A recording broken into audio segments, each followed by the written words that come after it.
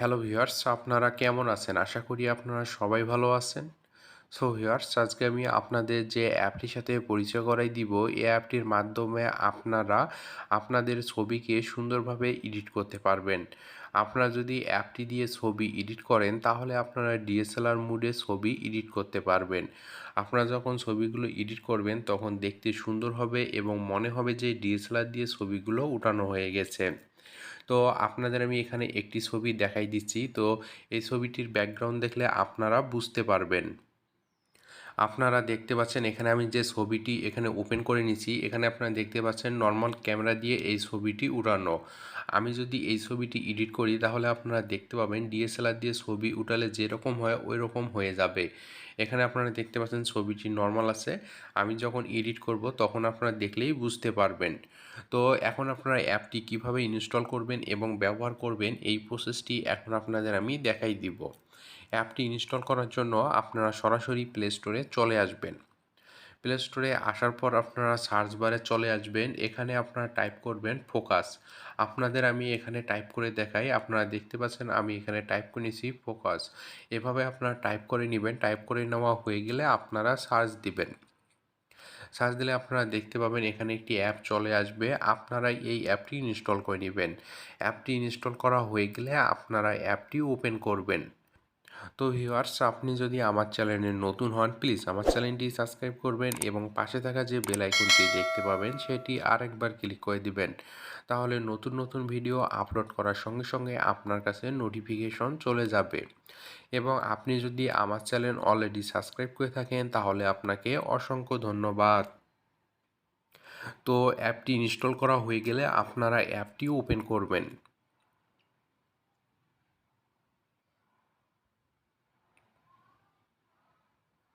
অ্যাপটি ওপেন করলে আপনারা দেখতে পাবেন এরকম একটি ইন্টারফেস চলে আসবে। এখানে আপনারা দেখতে পাচ্ছেন ৩টি অপশন চলে আসছে। এখানে আপনারা দেখতে পাচ্ছেন এডিটর একটি অপশন আছে। আপনারা এই অপশনটিতে ক্লিক করে দিবেন। এখানে ক্লিক করে দিলে আপনারা দেখতে পাবেন সরাসরি আপনাকে গ্যালারিতে নিয়ে আসবে। এখানে আসলে আপনারা দেখতে পাবেন আপনার ফোনের যে ছবিগুলো থাকবে সব ছবি এখানে চলে আসবে। তাছাড়াও আপনারা এখানে দেখতে পাচ্ছেন উপরে একটি অল মিডিয়া অপশন আছে। আপনি যদি এখানে ক্লিক করে দেন, তাহলে আপনার মোবাইলে যে ফোল্ডারগুলো থাকবে, অর্থাৎ হচ্ছে যে ফোল্ডারে ছবি থাকবে সেই ফোল্ডারগুলো চলে আসবে। আপনারা ওই ফোল্ডার সিলেক্ট করে আপনি ছবিটি সিলেক্ট করে নিতে পারেন। এখানে আপনারা দেখতে পাচ্ছেন ছবিটি প্রথমেই চলে আসছে। তো আমি যদি ছবিটির উপর একবার ক্লিক করে দেই, তো আপনারা দেখতে পাবেন এখানে প্রসেসিং হয়ে ছবিটি চলে আসবে। তো আপনারা দেখতে পাচ্ছেন ছবিটি এখানে নেওয়ার সঙ্গে সঙ্গেই কিন্তু ডিএসএলআর মোডে চলে আসছে। তো আপনারা দেখতে পাচ্ছেন পিছনের যে ব্যাকগ্রাউন্ডটি ছিল সেই ব্যাকগ্রাউন্ডটি কিন্তু এখানে চলে গেছে। এখানে দেখতে পাচ্ছেন আপনারা যখন ছবিটি ডিএসএলআর দিয়ে উঠাবেন, তখন যেরকম ব্যাকগ্রাউন্ডটি দেখায় ওই রকম ব্যাকগ্রাউন্ড কিন্তু চলে আসছে। তাছাড়াও আপনি যদি ব্যাকগ্রাউন্ডটি আরও সুন্দর করে নিতে চান, তাহলে আপনারা নিচে দেখতে পাচ্ছেন আরও এখানে অনেকগুলো অপশন দেওয়া আছে। এখানে প্রথমেই দেখতে পাচ্ছেন একটি ফোকাস অপশন আছে। আপনি যদি এখানে ক্লিক করে দেন, ক্লিক করে দিলে আপনারা দেখতে পাবেন পেছনের যে ব্যাকগ্রাউন্ডটি আছে সেই ব্যাকগ্রাউন্ডটি কিন্তু এখানে ব্লার হয়ে যাবে। এখানে আপনারা দেখতে পাচ্ছেন নিচে একটি লাইন মার্ক চলে আসছে। আপনি যদি এটা আঙুল দিয়ে টানেন, তো দেখতে পাবেন আপনি যত টানবেন তত এখানে ব্যাকগ্রাউন্ডটি কিন্তু চলে যাবে। আপনি যদি এটি বেশি টেনে নিয়ে আসেন, তাহলে আপনারা দেখতে পাবেন ছবি সহ কিন্তু ব্যাকগ্রাউন্ডটি ব্লার হয়ে যাবে। এখানে দেখতে পাচ্ছেন ছবিটি কিন্তু ইয়ে হয়ে গেছে। তো আপনারা এখানে মিনিমাম এখানে অল্প একটু রেখে দিবেন। তো দেখতে পাচ্ছেন আমি প্রথমে একটু অল্প একটু রেখে দিলাম। তো দিলে দেখতে পাচ্ছেন ছবির ব্যাকগ্রাউন্ডটি কিন্তু সুন্দরভাবে চলে গেছে। তো এভাবে আপনারা এখানে ফোকাস অপশনটি অল্প একটু রেখে দিবেন। দেওয়ার পর আপনারা এখান থেকে ব্যাক হয়ে আসবেন। ব্যাক হয়ে আসলে আপনারা এখানে নিচে দেখতে পাচ্ছেন আরও কিছু ইফেক্ট দেওয়া আছে। তো এরপর আপনারা দেখতে পাচ্ছেন এখানে একটি সাইজ অপশন আছে। আপনারা যদি এখানে ক্লিক করে দেন, ক্লিক করে দিলে আপনারা দেখতে পাবেন পিছনের যে ব্যাকগ্রাউন্ডটি আছে এই ব্যাকগ্রাউন্ডটি আপনি কম এখানে ব্লার করে দিতে পারবেন। তো আপনি যদি কম করে দেন, তাহলে দেখতে পাবেন এখানে কম এখানে ব্যাকগ্রাউন্ডটি চলে যাবে। তো আপনি যদি বেশি করে দেন, তাহলে আপনারা দেখতে পাবেন বেশিভাবে ব্যাকগ্রাউন্ডটি চলে যাবে। তো দেখতে পাচ্ছেন আপনারা এখানে বুঝতে পারবেন ছবির পার্থক্যটা। এখানে দেখতে পাচ্ছেন এখন কিন্তু ব্যাকগ্রাউন্ডটি বেশি চলে গেছে। এভাবে আপনারা যত বেশি এখানে লাইন বারটি বাড়াই দিবেন, তত বেশি কিন্তু ব্যাকগ্রাউন্ডটি চলে যাবে। এখানে দেখতে পাচ্ছেন এখন শুধু ছবিটি দেখা যাচ্ছে। তো যেভাবে সুন্দর হয় আপনারা ওইভাবে এখানে মেজারমেন্ট করে নেবেন। তো এখন আপনারা দেখতে পাচ্ছেন ছবিটি কিন্তু সুন্দর দেখাচ্ছে। এভাবে আপনারা মেজারমেন্ট করে নেবেন।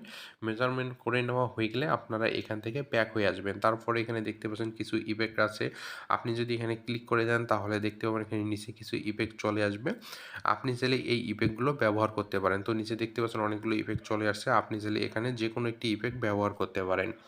তারপর এখানে আপনারা দেখতে পাচ্ছেন ইডিজি একটি অপশন আছে, আপনি চাইলে এটা আপনি এখানে ঠিক করে নিতে পারেন। তারপর এখানে আপনারা দেখতে পাচ্ছেন গ্লিটার একটি অপশন আছে, আপনি যদি এখানে ক্লিক করে দেন তাহলে বিভিন্ন কালারের গ্লিটার করে নিতে পারবেন। এরপর আপনারা এখানে দেখতে পাচ্ছেন লাইট কালার, আপনি চাইলে ছবির এখানে লাইটটা আরও বেশি করে নিতে পারেন অথবা আপনি কালার এখানে ম্যাচ করে নিতে পারেন। তো ওভারঅল এখানে সব কিছু দেওয়া আছে। তো আপনি ছবিটি এখানে সুন্দরভাবে এডিট করে আপনি যে নিচে ইফেক্টগুলো দেখতে পাচ্ছেন এই ইফেক্টগুলো অ্যাড করতে পারবেন।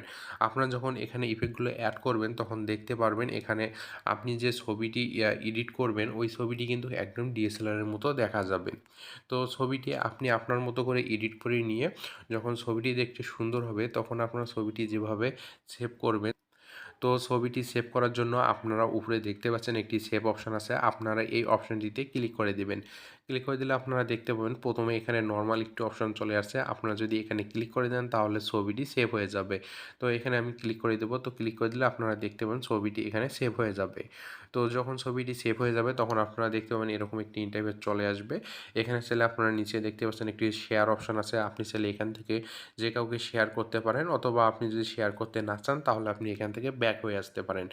ব্যাক হয়ে আসলে আপনারা দেখতে পাবেন আপনার ফোনের এসডি কার্ড অথবা ইন্টারনাল স্টোরেজে এই ছবিটি সেভ হয়ে গেছে। তো পরবর্তীতে আপনারা ছবিটি যে কোনো জায়গায় শেয়ার করতে পারবেন।